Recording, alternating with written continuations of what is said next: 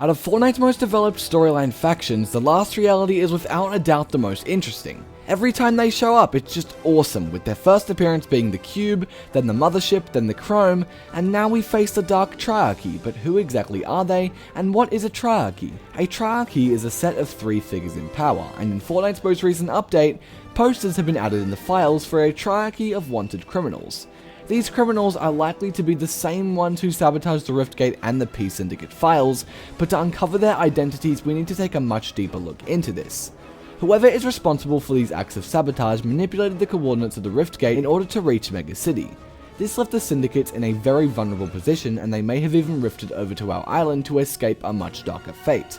In the Oathbound quest dedicated to finding out who this mysterious character was, 4 people are listed as the main suspects. These are Evie, Scrap Knight Jules, Snowheart, and Princess Felicity Fish.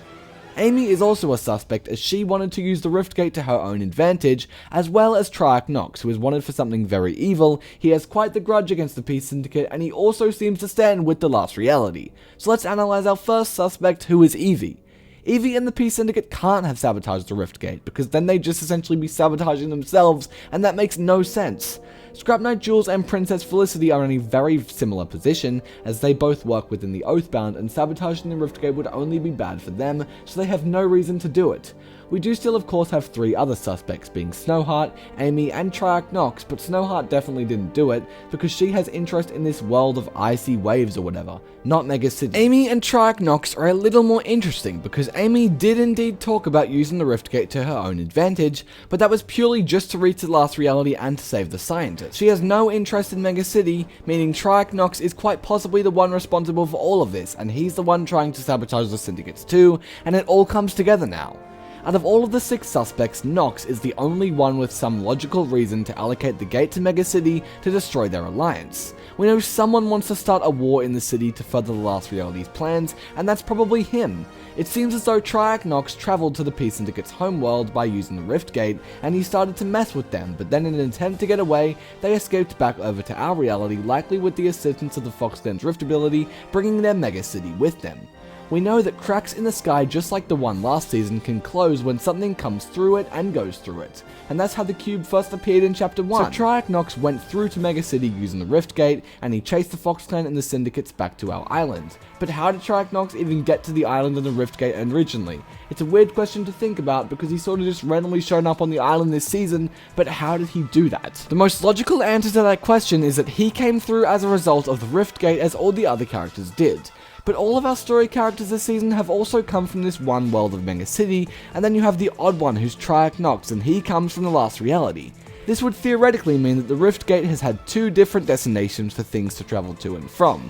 Destination A being its original intended destination, and Destination B being the world that it was linked to by this mysterious sabotaging character. We know that the original destination of the Riftgate was focused on the Shapeless Man, who is probably the Nothing, and when things were sent through to that world, they'd turn all dark and all corrupted and changed.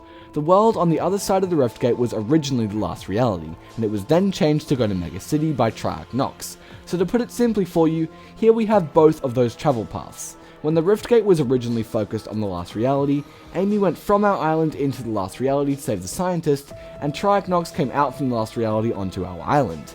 Then he changed the location of the Riftgate to go to the Mega City, and then he goes from our island into Mega City, and to run from him, the Fox Clan and the Syndicates go from their reality back onto our island for help. And the city comes with them too, as the gate was very unstable, so there you go, that's how it all happened. That's why the Mega City is there, that's why Triarch Nox is here, that's why everything is on the island. Essentially, the war that the Last Reality are fighting has been brought straight to us, and it's quickly been stopped too.